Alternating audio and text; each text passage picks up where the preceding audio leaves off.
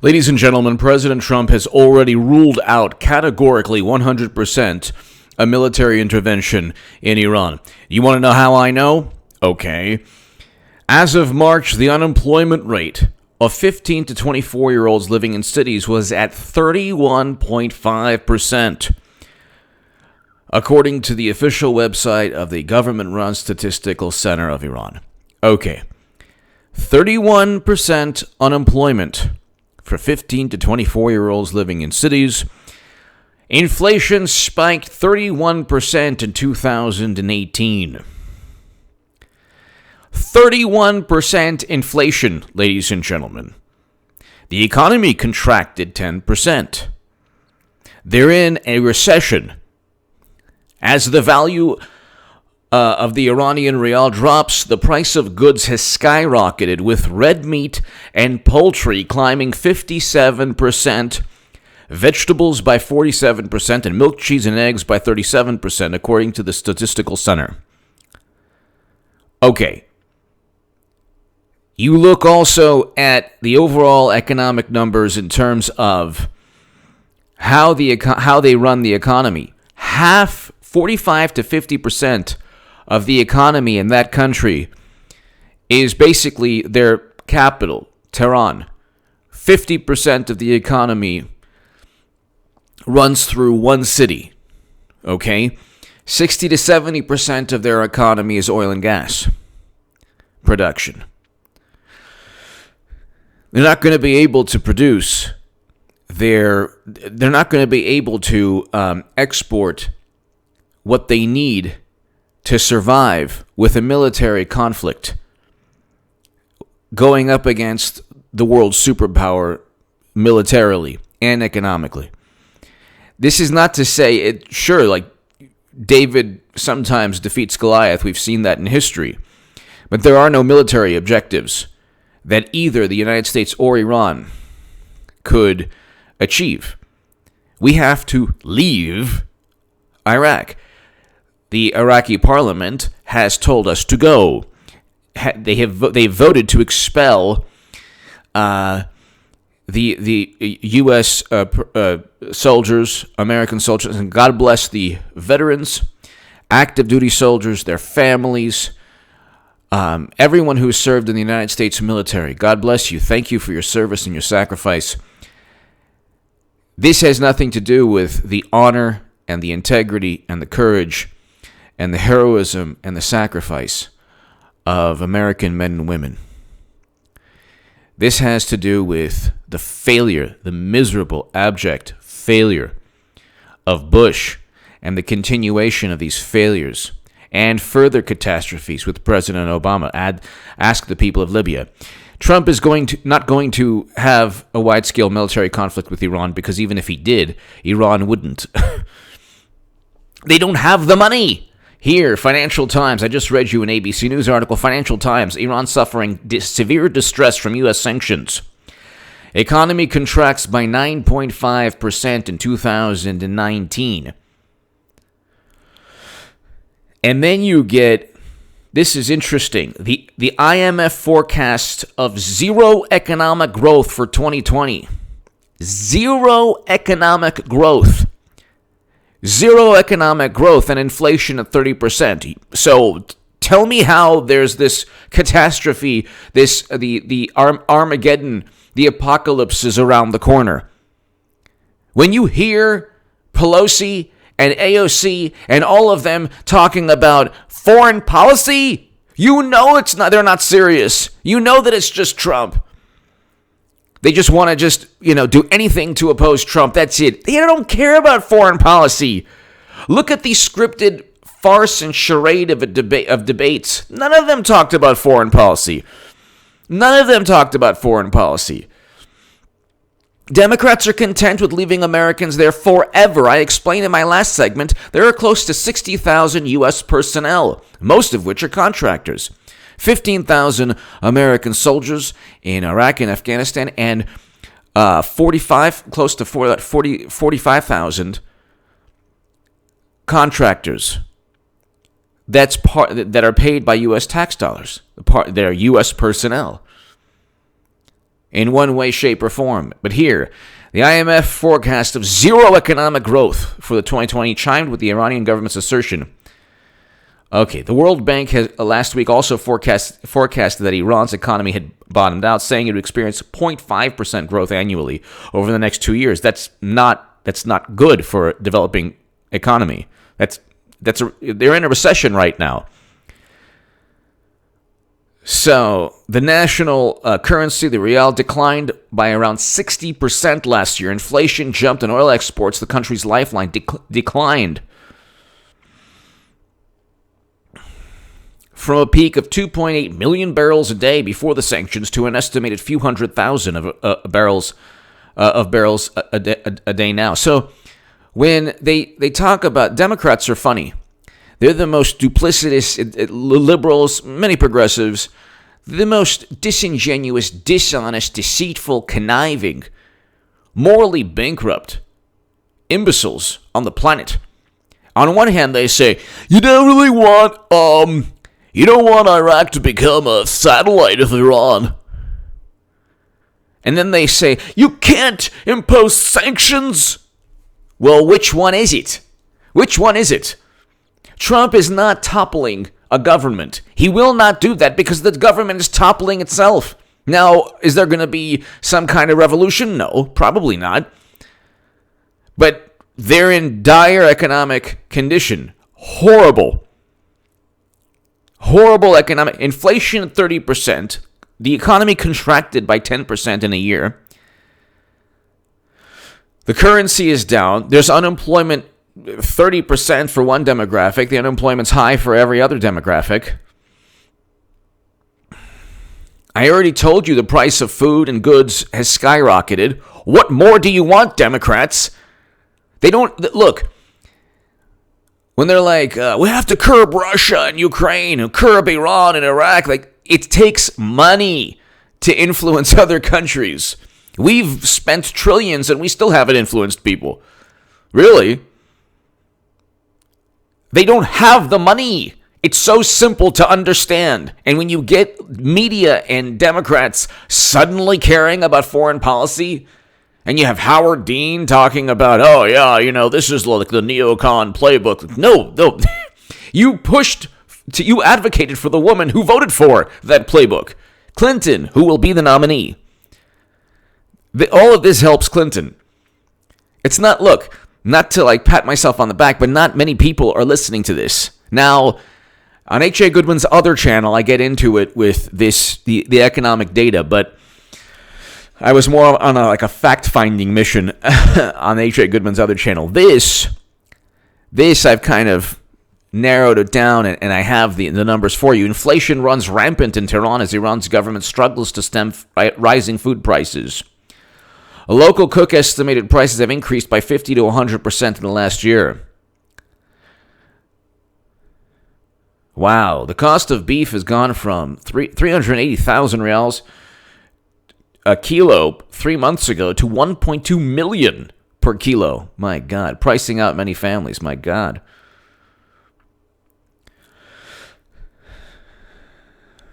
So it would be the equivalent if you go to your local supermarket. Okay, a steak is what? I don't know. What would be a steak? $10 for a pound or a pound and a half? $10, $12, depending on the cut. Whatever, you know what I mean. So now it's $30. So now people are not, you go to a restaurant, now it's instead of $30, it's what, $100, something along those lines. Around $100. So a $30 meal is now a $100 meal. Around $100. Anyway, you know what I'm trying to get at.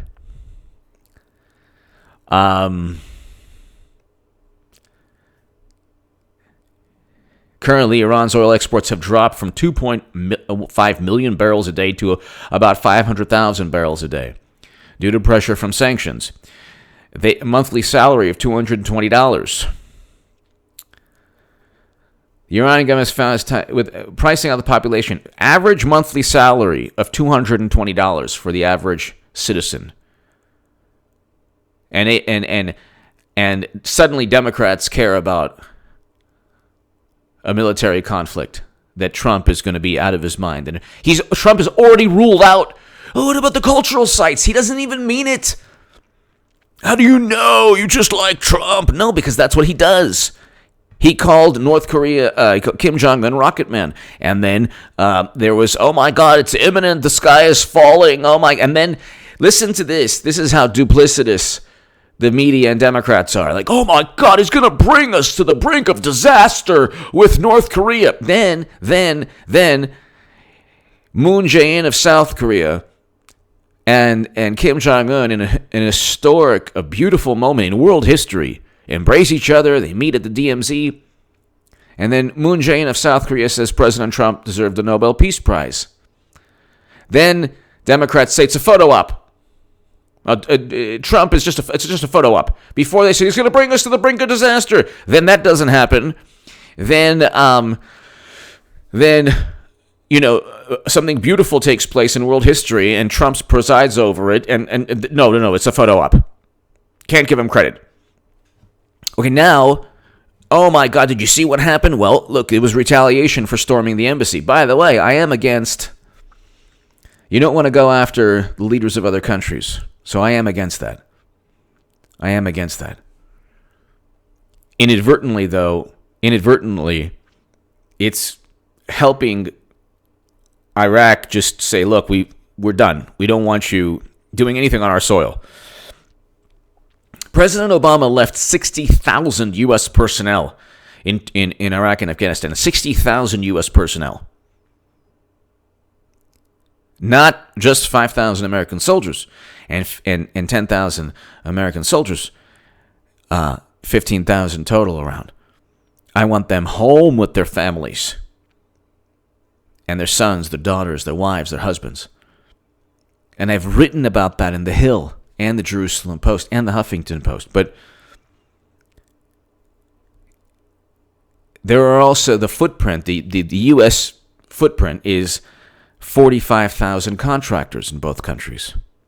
President Obama outsourced the war, so it was all public relations. He said, oh, look what I did. I scaled back everything. No, he didn't. But they're trying to say, oh, well, he's escalating tensions, Trump. He's escalating tensions. He's not. Tensions can't be escalated they can't be escalated beyond a certain point. Iran doesn't have the money. They don't have the money. Here, let's just look at the overall unemployment rate.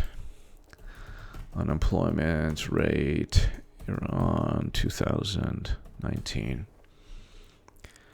10.4% national unemployment rate. And in certain demographics, 30%. 10% unemployment is horrendous. Okay, and then 30% inflation. Then zero economic growth. I mean, Iran's long-term unemployment hits 37.8% of jobless population, which is the share of the labor force that has been without work for more than a year while actively looking for a job. Was the highest for those 25 to 29% at 29 years at 11%. So, long-term unemployment is 37%. This is just as important. Actually, this is infinitely more important than the rhetoric. Trump's gonna ratchet up his rhetoric, which is hilarious for the most part. Because more often than not, he's like, look, let's negotiate. He's a negotiator. He's not. Democrats need to paint the picture that he's unhinged. Because what they do is they preside over a choreographed, very presidential, very diplomatic, very responsible destruction of a country called Libya. And according to liberals and Democrats, there are now auctions of human beings. It's not President Obama's fault, because other countries presided over it. It was a NATO intervention, even though NATO was meant only to combat the Warsaw Pact. But Democrats don't know what that is. They just know that multilateral institutions and working with people in a team environment is good. Yeah. Inflation is at 30%. April 28th, 2019. Inflation could reach 40% this year as the economy shrinks further. 40% inflation? 40% inflation? And they're going to... So we have a 2.1% inflation rate. And then people are like, what are real wages? Oh my God, Trump. Iran inflation could reach 40% this year as the economy shrinks further. Iran's economy is expected to shrink for the second consecutive year, and inflation could reach 40%, IMF senior officials said. Shrank by 3.9% last year. They're exporting a lot less oil and gas. There's unemployment. There's an average salary of $200, $220. I mean, this is a Reuters article, April 28th, 2019. Inflation could reach 40%. So you tell me why Trump would... He's already ruled it out. That's what I'm trying to tell you. He's not... This is all theater. They even asked him before New Year's, they're like, what do you think about it? And he's like, you know what, it would be really bad, and, it would be good if they negotiated, it would be bad if there was a military conflict, and they don't have even they have proxies. Yeah, well, that costs money too. Well, they would rather fund their proxies than fix their economy, most likely, but the thing is, they don't have the money for a protracted military engagement with the United States of America, or any country for that matter. And President Trump is already planning on leaving Iraq and Afghanistan. He stated that prior, and now Iraq voted. Almost certainly Afghanistan will be like, look, you know what? They wanted us out even years ago with Hamid Karzai. So this is all fake, phony outrage on the left. They don't care. They're content with having Americans there forever. Like you can't, ratchet up escalation. Escalate. Trump's going to escalate things to a point of no return. You mean we have to leave? Okay, well then we'll leave. That's what's taking place. But there's not going to be a war with Iran. No. He's ruled it out. There's going to be no intervention, regime change, no nothing. Sorry, Democrats, not everything's morally relative. Certainly not this. President Obama is infinitely better than President Obama. President Trump is infinitely better than President Obama or Bush. Definitely better than Bush. And better than President Obama. President Obama did things from a purely public relations standpoint. Even the Iran deal was purely public relations.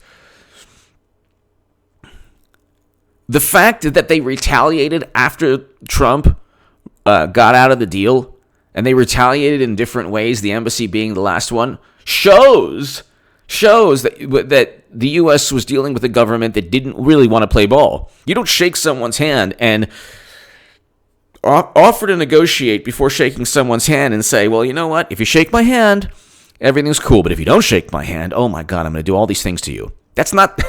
Why would you negotiate with that type of person? Why would you even trust that type of person? And then, military sites weren't available. Like, the left, there's a strong... Look, I used to be on the left for my whole life, up until past couple years. There's a need to believe and trust. You must. Because then you can kind of fall into that rubric or paradigm or framework of, if you just, just try to de-escalate the situation and don't push people to do bad things, because if you push them like Trump is doing, well, who knows how they're going to react? Well, that's the point. If that's the point, you want to find out if a country actually is trustworthy or not. It was supposed to benefit that country not to engage in nuclear activity.